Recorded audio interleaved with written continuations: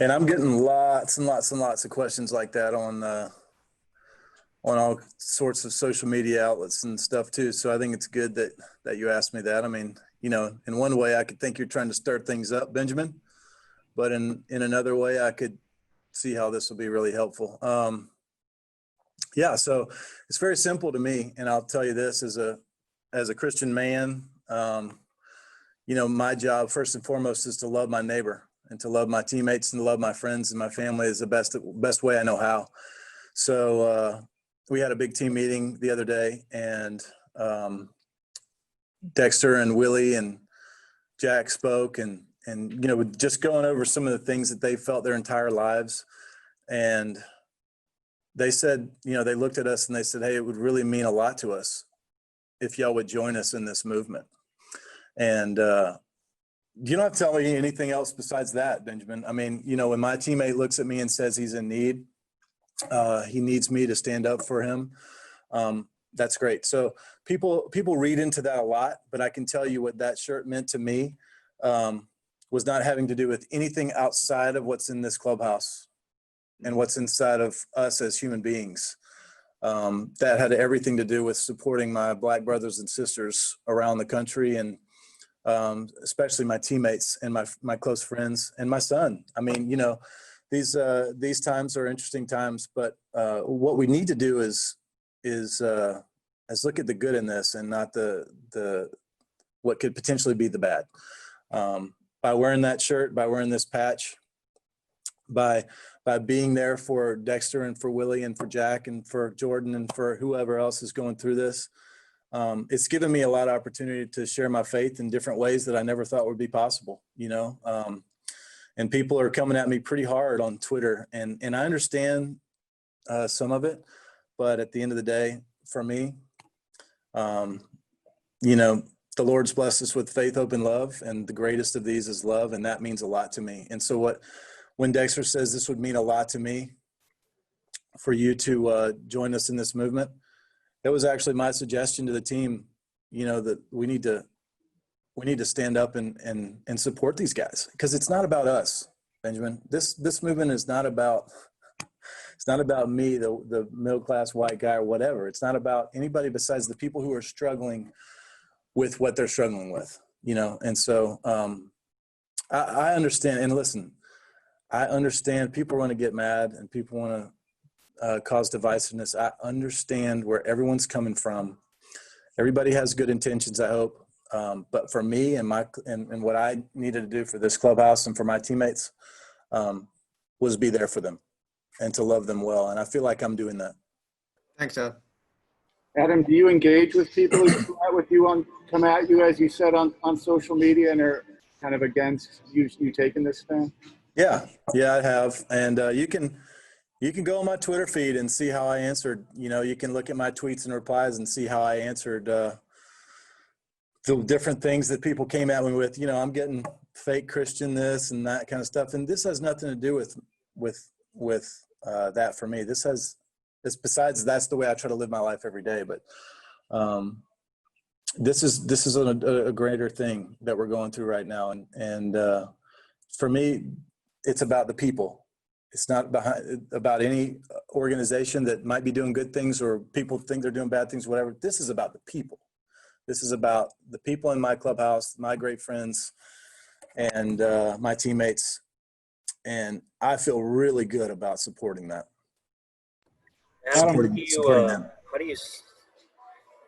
I mean, do you see this also through your son's eyes?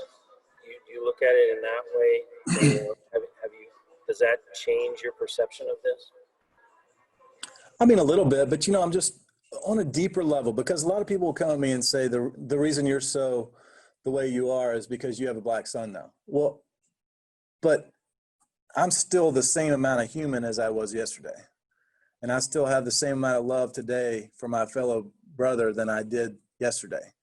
So I'm trying to look at this as more, I mean, the one thing that I can't offer any past experiences. I've never dealt with some of the things that people are saying they dealt with, but what I can offer is empathy. And that's what I'm going to try to do. I'm going to try to be the best friend and teammate I possibly can. And at the end of the day, if people get mad at me for being a good teammate and a good friend, I'm okay with it. Adam, you mentioned trying to utilize your faith to get through some of these issues. Sam Coonrod, who plays for the Giants last night, opted to stand on the line as his teammates kneeled. And after the game, he said that as a Christian, he felt that he could only kneel before the Lord. Do you have a reaction to that? And how would you sort of contextualize that into the maybe societal scope of what's going on now?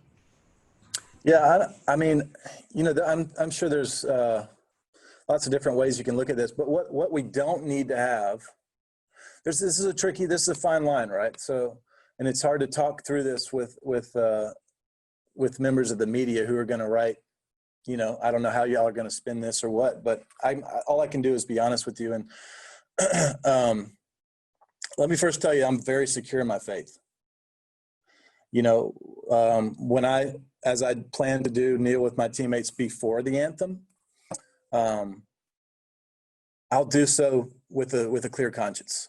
I'll rise and put my hand over my heart like I always do, and look up at that flag with the greatest reverence I could possibly have for it. I mean, you know, I'm tied for first with loving this country. You know, I think it's the greatest, with probably millions of people that feel the same way.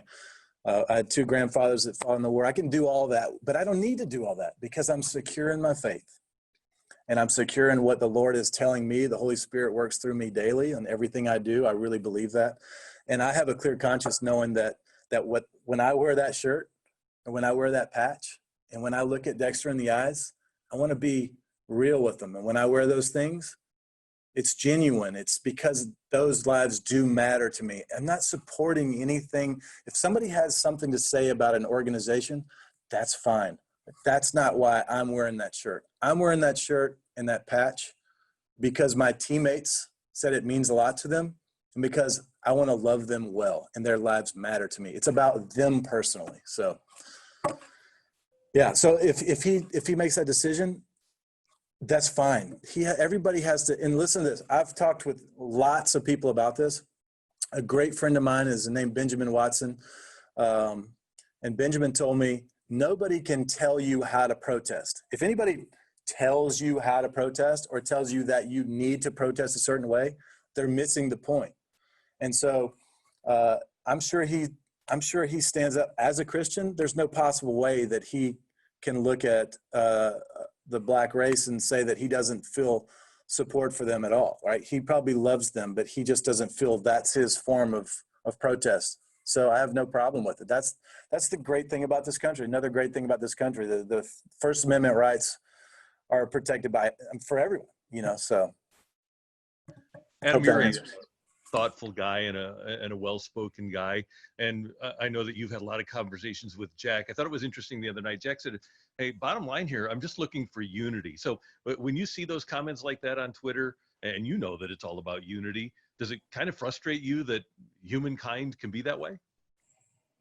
Yeah, I mean, you know, but it's been like that for thousands of years, Randy. I mean, you know, this isn't a new thing. It's just with social media, things are getting thrown into the light that maybe didn't before. But, you know, slavery has been going on for thousands and thousands of years. And most people don't know this, but slavery is at the all-time high right now as it's ever been. You know, there's more slaves in the world today than there's ever been in the world. So it's something that's still going on. And not to take us to a slavery level, but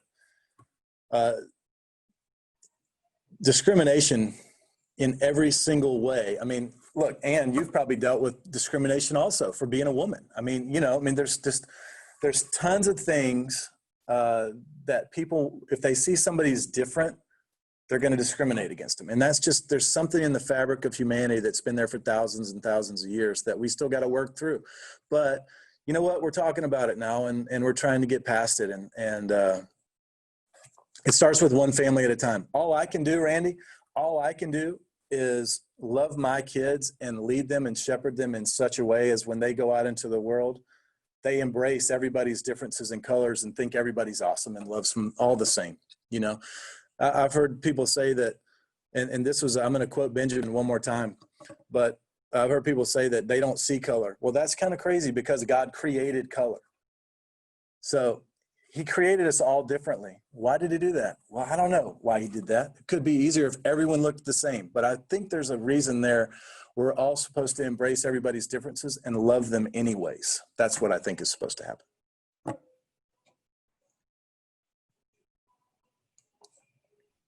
How excited are you about tomorrow about another season?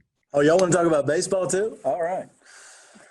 I'm very excited. You know, it does not feel like opening day to me just yet. I'm sure it will once the game gets going, but it feels like, what is the date till July 22nd or something? 24th.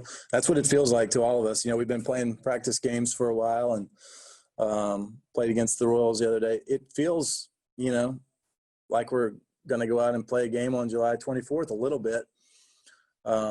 But also at the same time, do we have Clydesdales today? Unfortunately, no. In spirit. We'll have Clydesdales in spirit.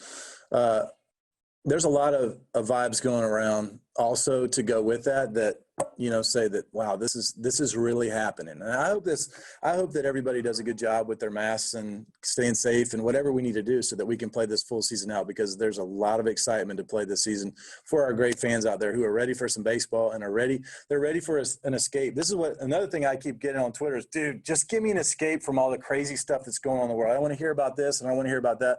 That's what we're trying to do. We want to go out and play 60 games, a regular season ball, and hopefully win 11 more games in the postseason, or however many games. I don't know, it might be more than that now with the expanded playoffs. 14 games? 14, yeah. So now we got to win 14. Perfect, even better. So we want to win whatever we need to win, 60 games to get into the playoffs and win the division, hopefully, and then 14 more games. That's what we want to do at the end of the day. Hopefully we can do all that starting today.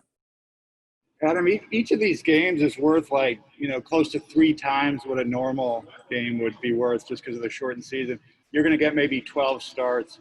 How does that change, I don't know, guys' mentality going into these games, knowing that each one literally is worth more than one?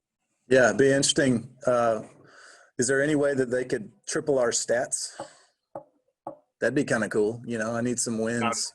I need some strikeouts to get some total numbers up and all that. So, no, I think you're going to see a bunch of teams that understand the magnitude of each game. I think you're going to see a bunch of teams that are, I mean, this might not be a full 100-yard sprint dash or whatever, but it's like a 95, you know, yards. I mean, you can have a bad week maybe, but you can't have 2 probably. And guys are going to have to be on their top of their game for sure.